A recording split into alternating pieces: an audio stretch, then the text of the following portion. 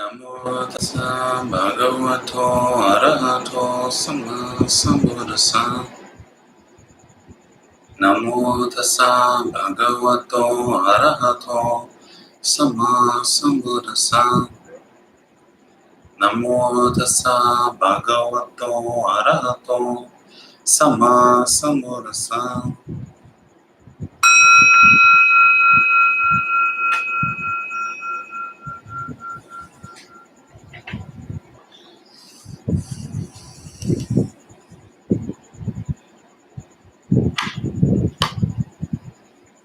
Hello everyone, welcome to Dharma Bum Basics. My name's Travis, I facilitate this class.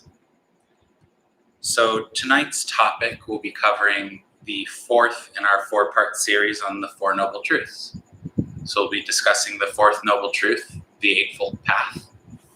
So that's pretty much what we got on the table tonight. So, yeah.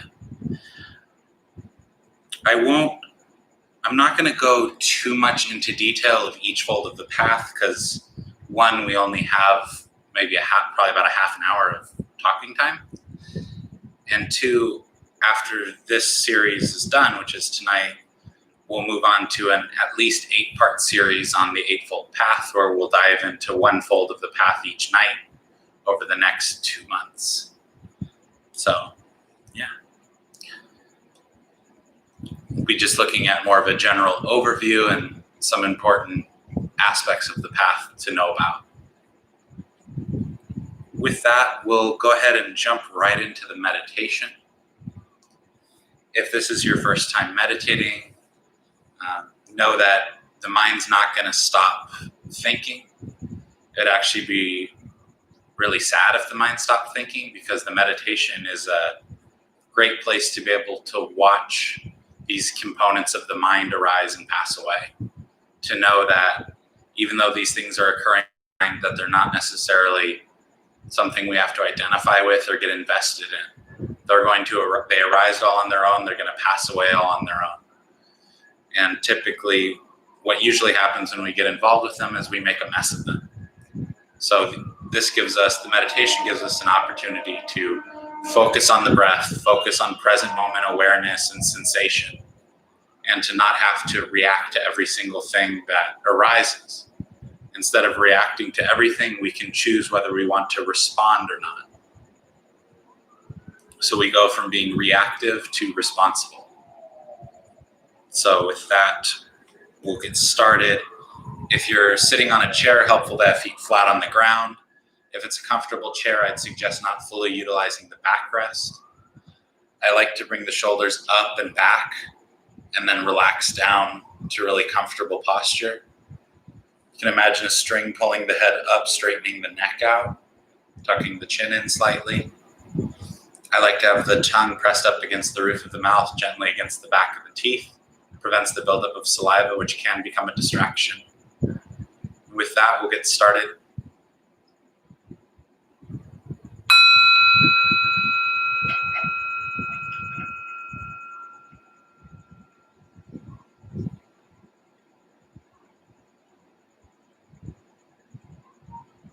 Taking 3 deep breaths slowly.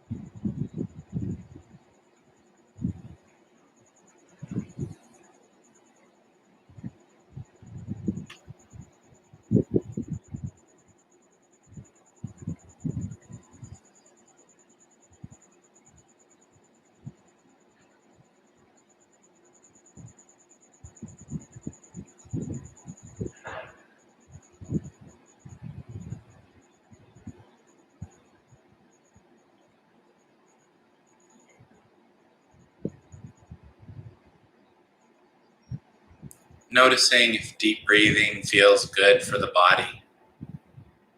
And if it does, you can keep on breathing in this way. If it doesn't, you can change things up.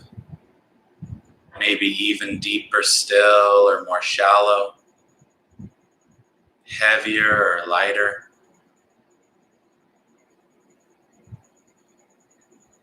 In long and out short, or in short and out long. Just experimenting for a few minutes, noticing what type of breathing feels best for the body in this moment.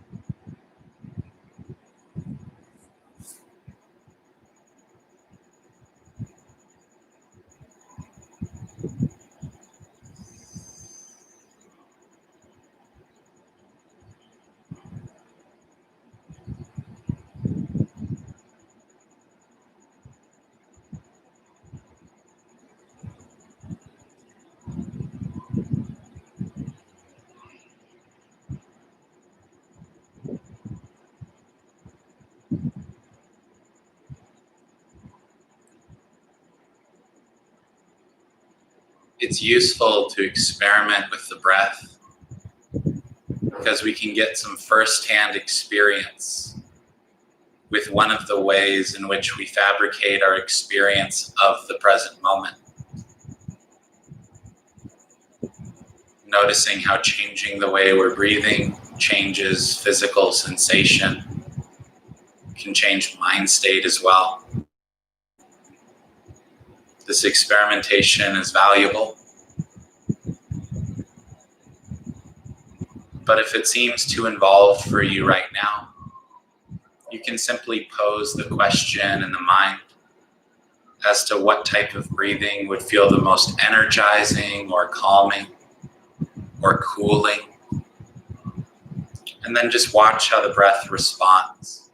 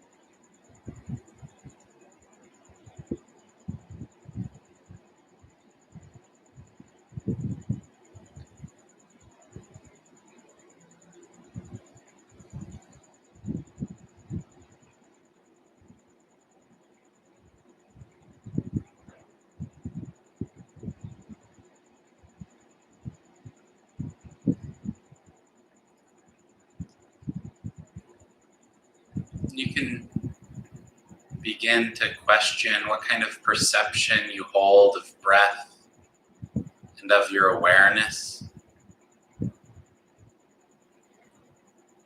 Do you perceive breath and awareness as two separate things? What would happen if you, to experiment, if you held the perception that breath and awareness are one thing? Without the breath, awareness fades away. And without awareness, you wouldn't notice the breath. So they can be thought of one thing, one fluid activity.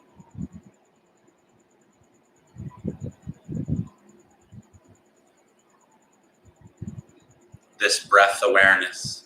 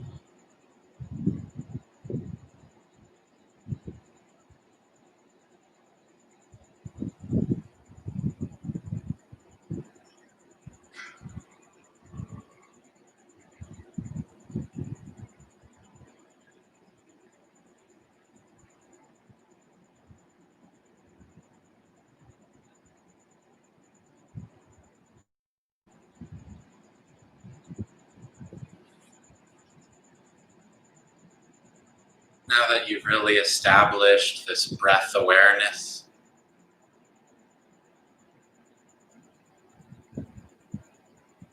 you can begin to work it through the body, knowing that because breath and awareness are one thing, wherever you place your awareness, there's breath there as well.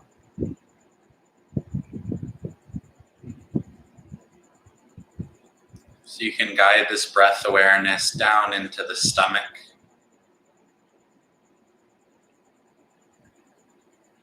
And remain there as you breathe in and breathe out. Noticing if you're holding on to any tension in this part of the body.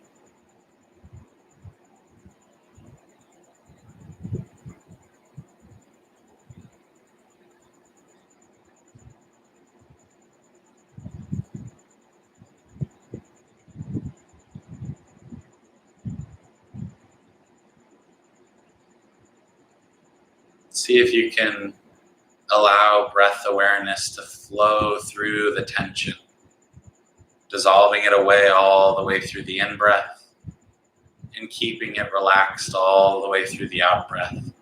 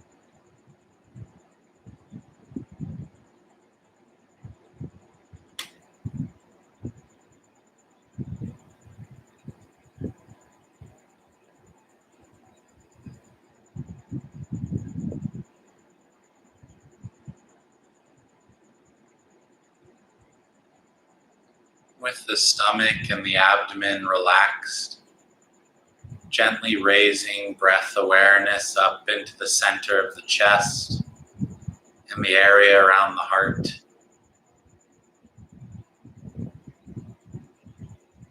If you want, you can imagine that the breath comes in and out right there at the heart, so you don't have to push or pull it from anywhere else in the body.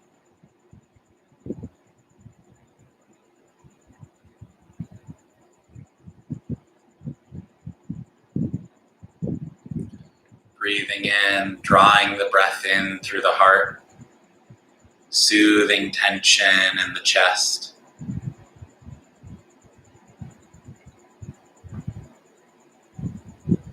Breathing out, allowing breath awareness to radiate out, expanding the chest.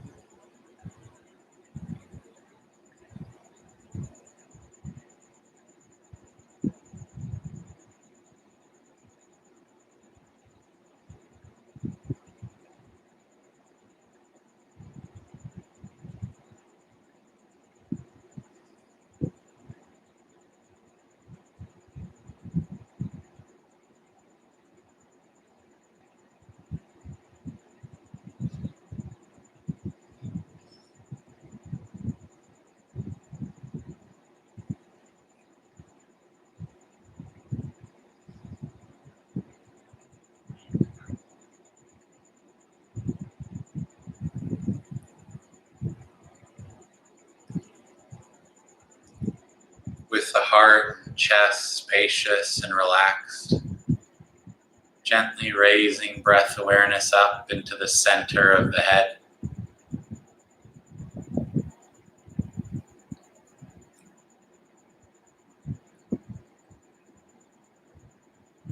And as you focus here, it's helpful to imagine the breath coming in not only through the nose, but in through the eyes and the ears, in from the back of the head, down through the top of the head, gently flowing deep into the brain, relaxing mental tension.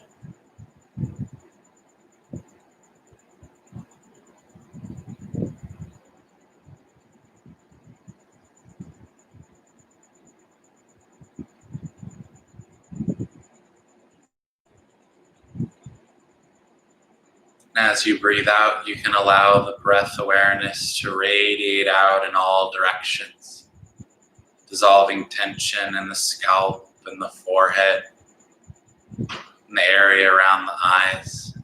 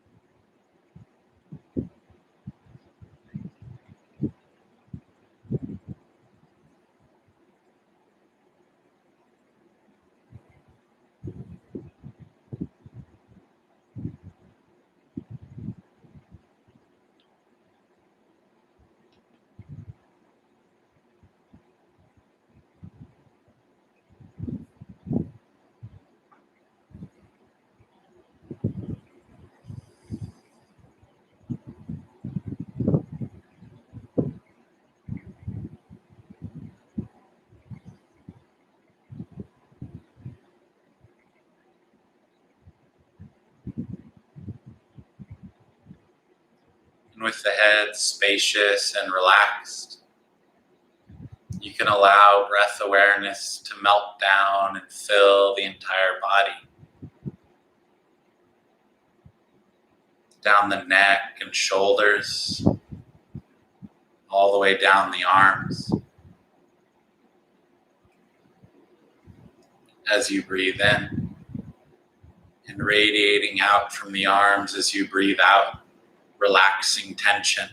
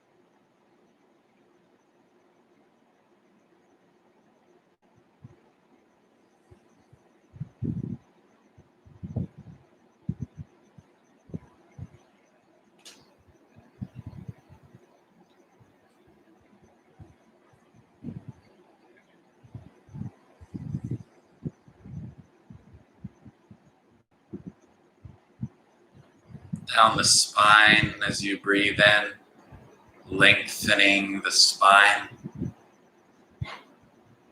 radiating out from the spine as you breathe out, soothing tension in the back.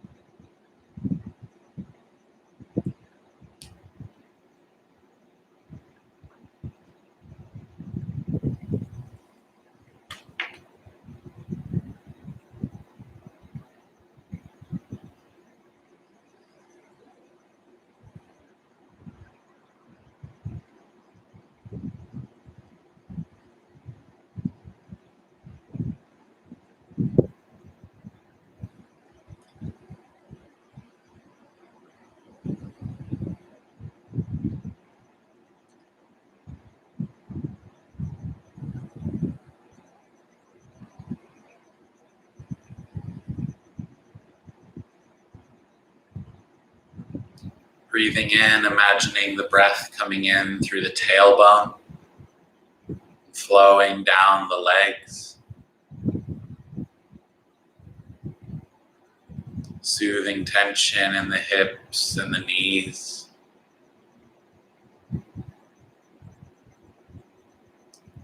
Breathing out, allowing the breath to radiate out from the feet, releasing tension.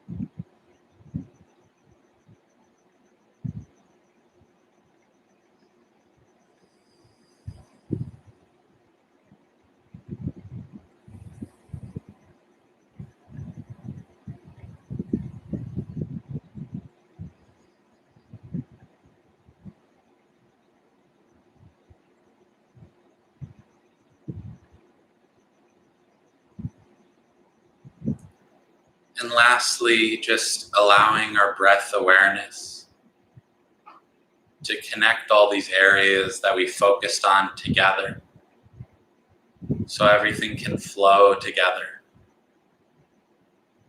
We can become aware of the entire body as we breathe in. We can soothe tension in the entire body as we breathe out.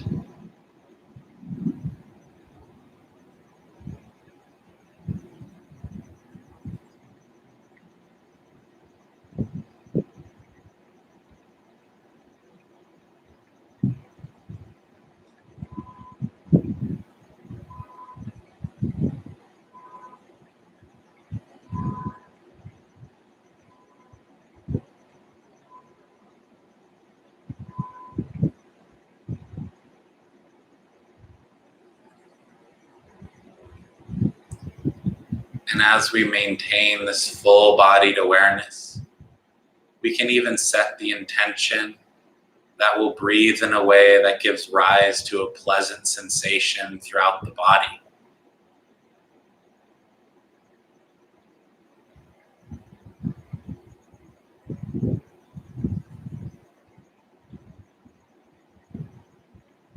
Just noticing how that feels as we maintain it. This pleasant awareness.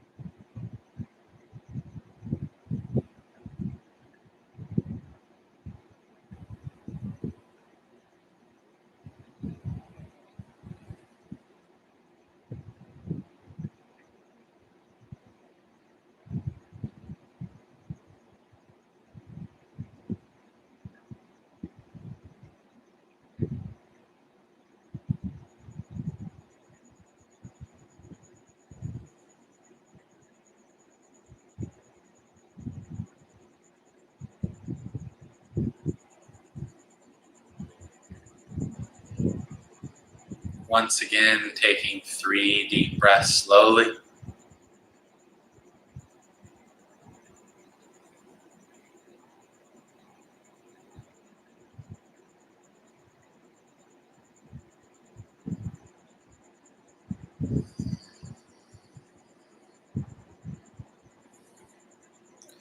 Gradually opening the eyes bit by bit. Stretching if necessary.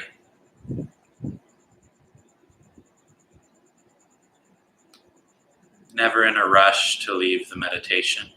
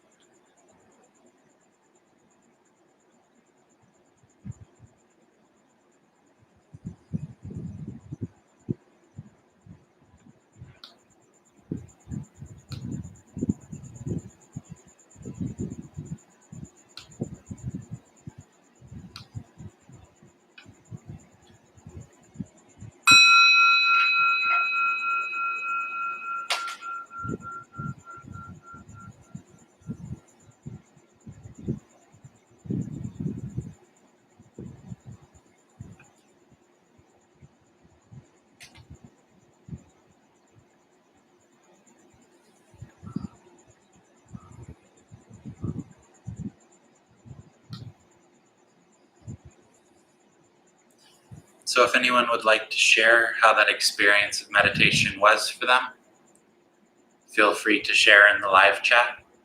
Always love to hear whether someone enjoyed the meditation or found it difficult, or whatever it is they're sitting with now afterwards.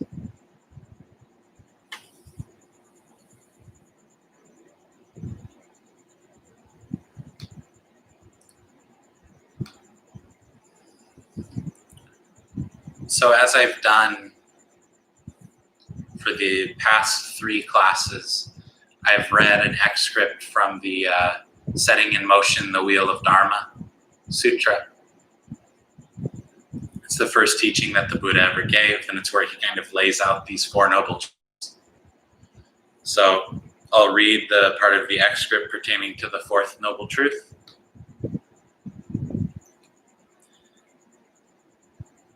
And this, monks, is the noble truth of the way of practice leading to the cessation of dukkha. Precisely this noble eightfold path: right view, right resolve, right speech, right action, right livelihood, right effort, right mindfulness, and right concentration.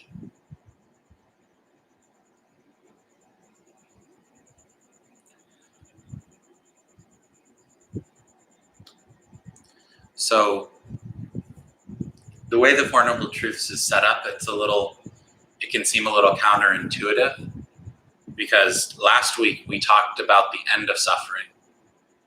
And then tonight we're talking about the cause of the end of suffering. So these 4 noble truths are kind of in a reverse cause and effect order. The first one, in life there is dukkha, suffering, stress, dissatisfaction, that little aching feeling in the back of the mind that something's just not quite right, or that something's missing. It's that sensation of no matter how good something is, there's always a part of the mind that thinks it could be a little bit better. And that's dukkha. It's not as blatant as suffering all the time. Sometimes it's that mild itch. So you have the cause of suffering, or you have suffering first, and then it's followed by the cause of suffering. That cause being craving. And then you have the end of suffering is possible in the 3rd noble truth. And then tonight on the 4th noble truth, we're talking about the cause to the end of suffering, which is precisely this noble eightfold path. So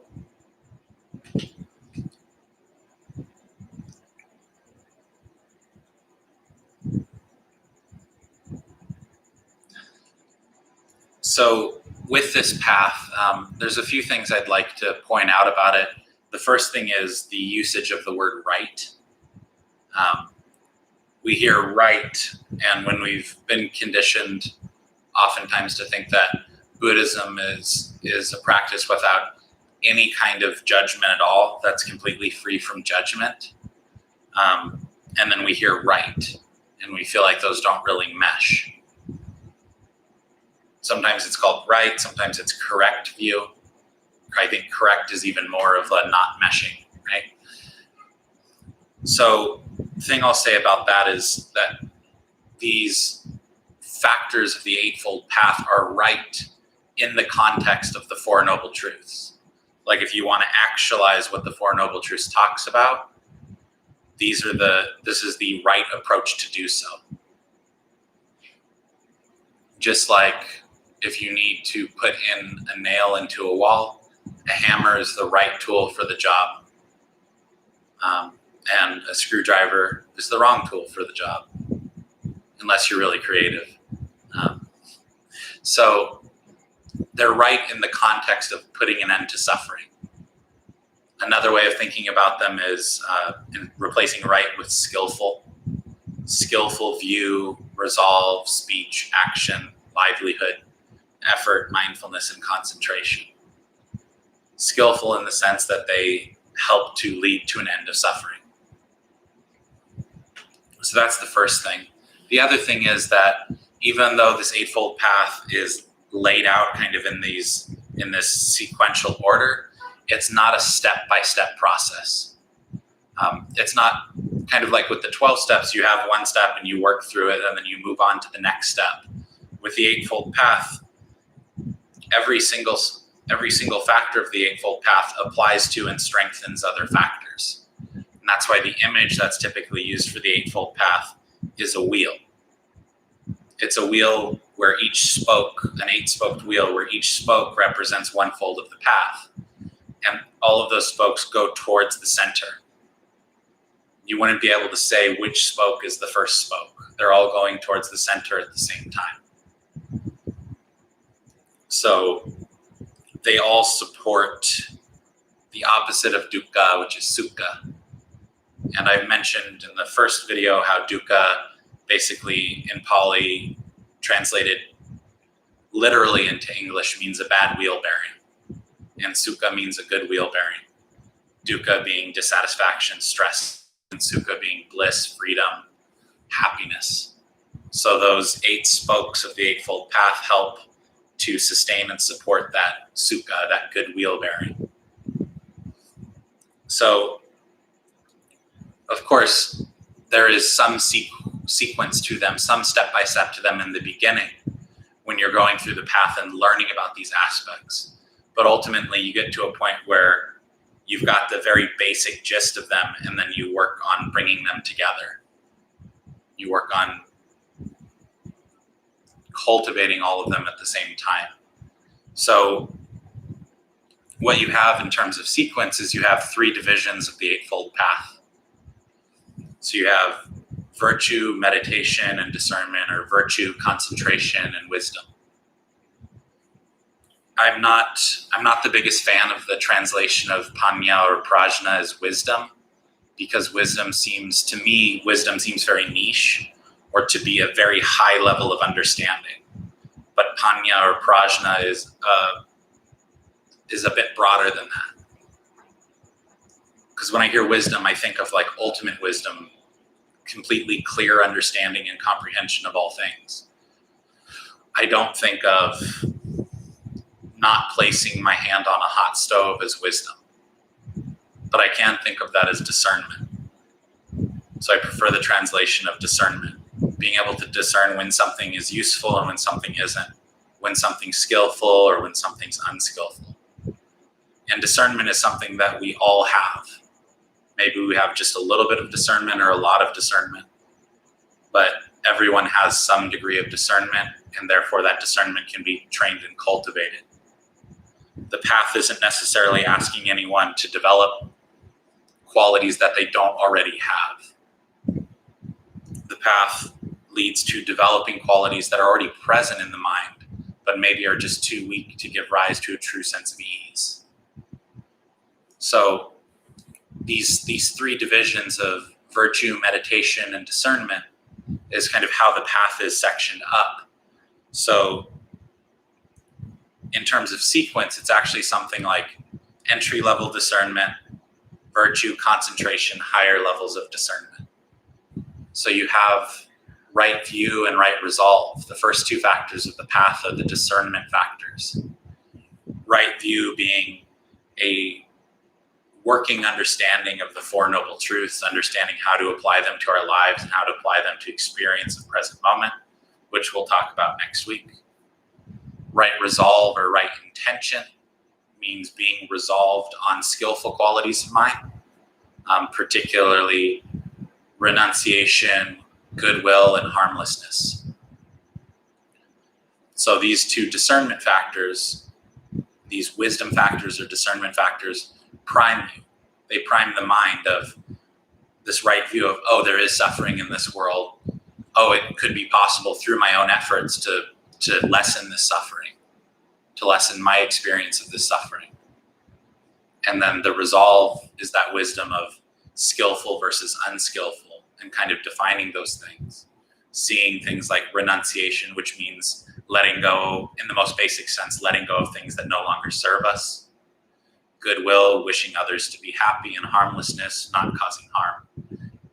And then you have sensory obsession, ill will, and harmfulness, which are their opposites.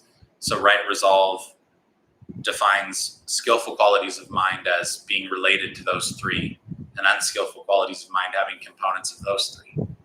So this is kind of what informs us on the path. And then you have the virtue factors of speech, right action, and right livelihood.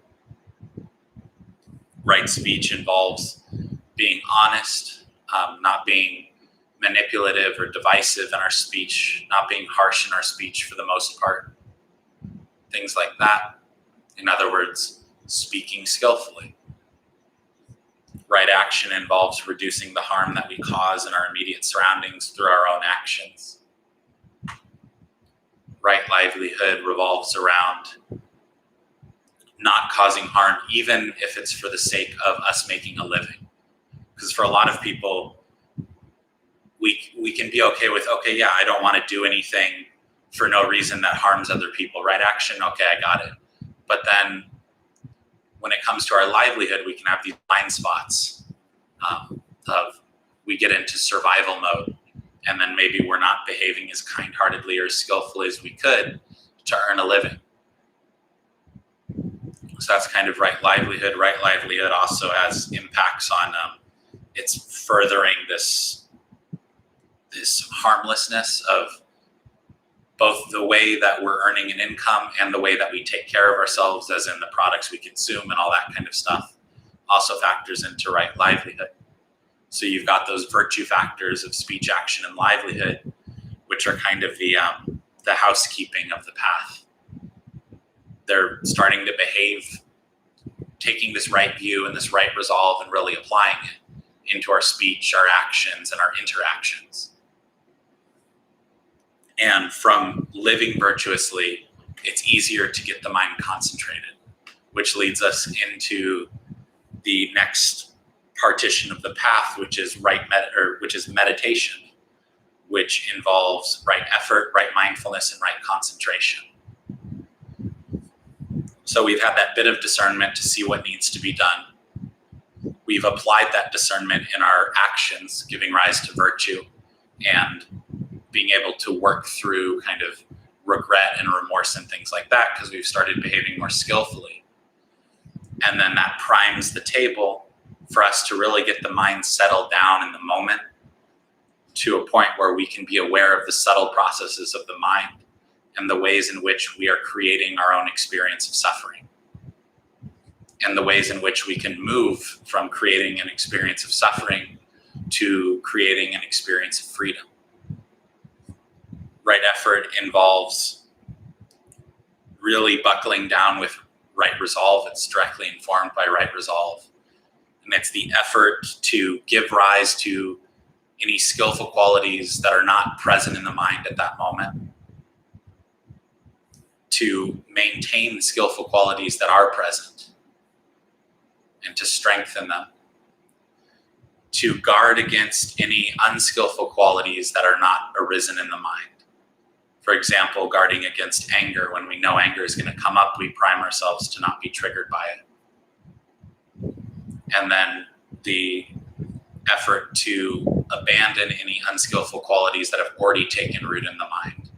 And this right effort is where we're really looking at our past causes and conditions, our past conditioning, our past tendencies and habits towards certain states of mind or certain activities, and really working on finding ways to uproot those and replace them with something skillful. Right mindfulness, in my opinion, is probably the most misunderstood aspect of the path, where mindfulness isn't just blank awareness. It isn't just present moment awareness. Mindfulness, or sati in Pali, means to keep in mind. So yes, you're keeping this present moment in mind when you're meditating, but it's also the factor of the path that keeps the rest of the factors of the path in mind. Mindfulness is a quality of active memory, being able to call to mind and hold in mind things that were beneficial in the past and see if they're currently beneficial. In that way, meditation can become a skill because we're building off our past sessions and understanding, when I focus in this way, it causes a disturbance in the mind, so I don't want to focus in that way. When I held this perception, the mind got steadied. Let me try that again. So mindfulness isn't just present moment awareness. It's this active memory. And then you have the final factor of the path, right concentration, which is defined, a bit of debate about it, but it's defined as giving rise to a really solid state of mind. It involves maintaining three qualities that give rise to, like maintaining three causes that give rise to two effects. So right concentration can be defined as directing our thoughts towards the breath, towards the present moment experience, evaluating what's going on in the present moment. And this is what we did in the meditation. We directed our thought to different parts of the body, working the breath through different parts of the body. We evaluated if there was tension in the body and we relaxed it. And then singleness of preoccupation, meaning not necessarily one-pointed, narrow focus, but meaning singleness of preoccupation being setting aside any thoughts that don't relate to the experience of the breath. So there's plenty of thinking that can be done in the meditation if it relates to and is useful for the object of meditation. So this directed thought, this analysis, and the singleness of preoccupation gives rise to rapture, meaning a sense of being fully within the body, and pleasure, a pleasant sensation throughout the body, which I tried to guide us towards near the end there. So right concentration isn't something that's intended to be miserable. It's something that, with some skill, is intended to be quite enjoyable when we can maintain it. Because the only way that we're going to get the mind to stay present in the moment is if we make it a comfortable place to stay. We give the mind some kind of reward for staying here. If you want to teach a dog to stay, you don't continue pulling them back into the same spot and forcing them down. You put them somewhere and you give them a treat. And if they stay long enough, you give them another treat. And that's what we're doing with our mind. We're training it to stay here by making it a pleasant place to be, a rewarding place to be. So that's the Eightfold Path. If anyone has any questions, I'd be happy to take them. We are at time, but if you have any questions or need any clarification, feel free to ask.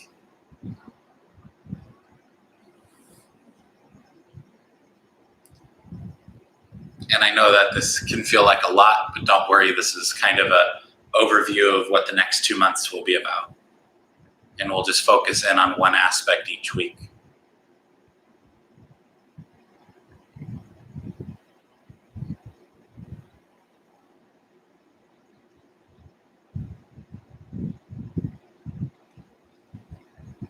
I'm glad you found it helpful, Katie.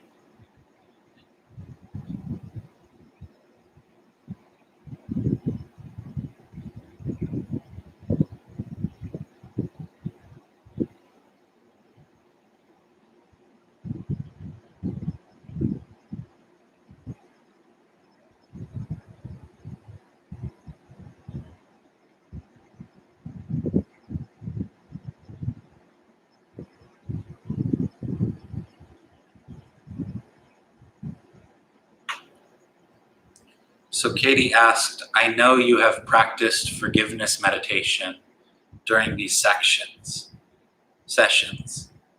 When would it be most appropriate to do so? Would love to do that one again soon. Helps so much. And you are a great guide for it. Well, thank you, Katie. Most likely, we will be doing a forgiveness meditation in 2 weeks, because forgiveness meditation, to me, is the most beneficial under right resolve, right intention, because we're trying to foster qualities that help us, trying to foster qualities of mind that help us get rid of ill will and harmfulness, which a lot of our ill will and our harmfulness is directed towards ourselves. from our own resentments and our own remorse.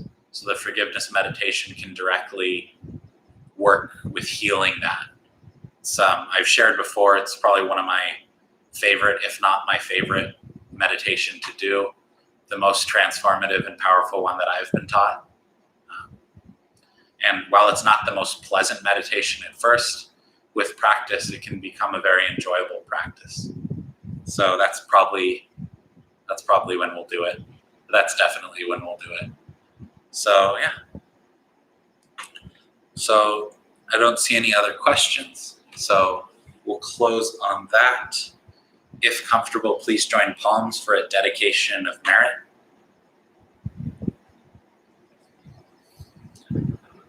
May all beings in all directions, without limit, be healthy, safe, joyful, and at ease. May we all be healthy, safe, joyful, and at ease.